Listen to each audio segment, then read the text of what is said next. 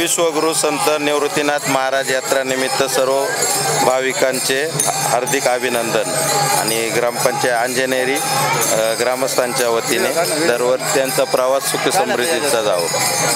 बरोबर. संत निवृत्तीनाथ महाराजांची पालखी आज स्वर्गभूमी त्र्यंबकेश्वरमधून प्रस्थान झालेली आहे पंढरपूरकडे आणि त्यांना खूप खूप शुभेच्छा.